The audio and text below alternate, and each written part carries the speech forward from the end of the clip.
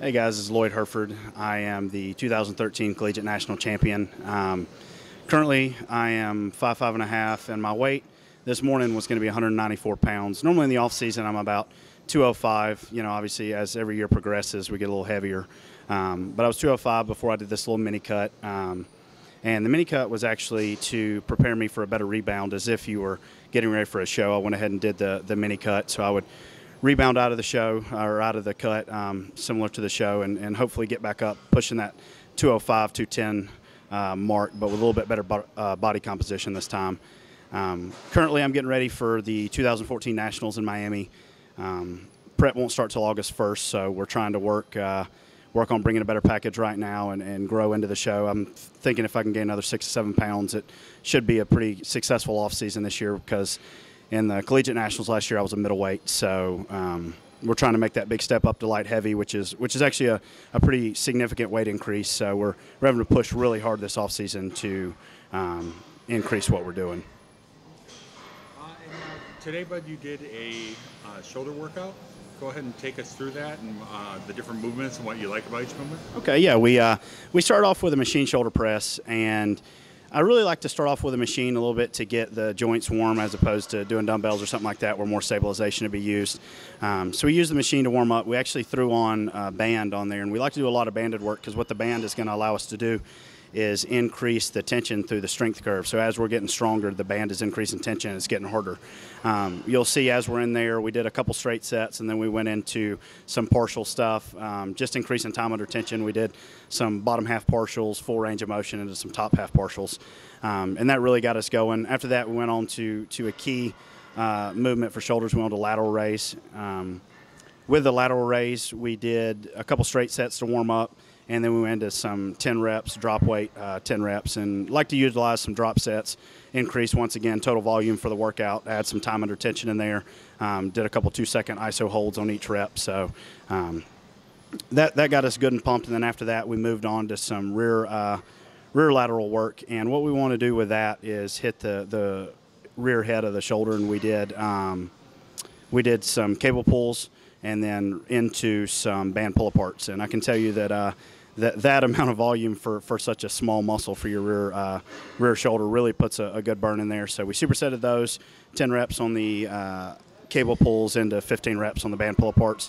After that, we want to focus on the head we hadn't hit, which was going to be the front of the delt.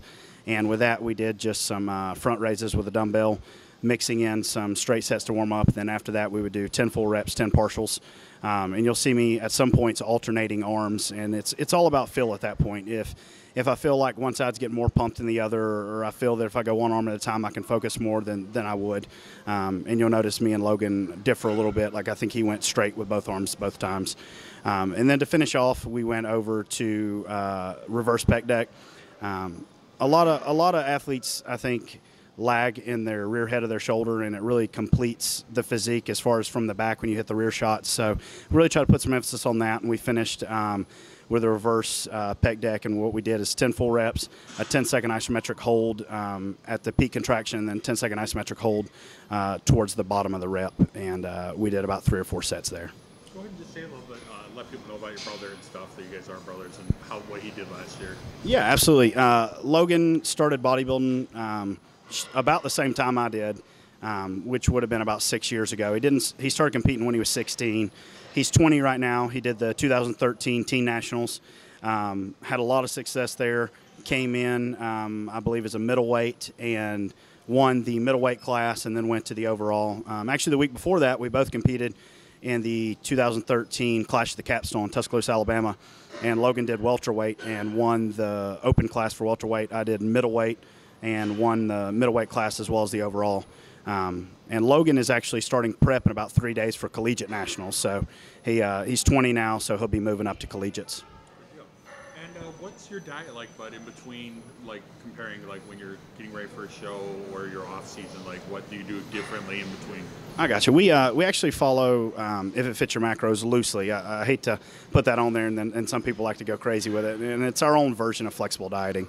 But what it is I follow macronutrient guidelines throughout the whole year. There's never really any time off. So the difference would be We progressively increase throughout the off season, except for when we're doing something like a mini cut right now to help speed up my metabolism and for a good rebound.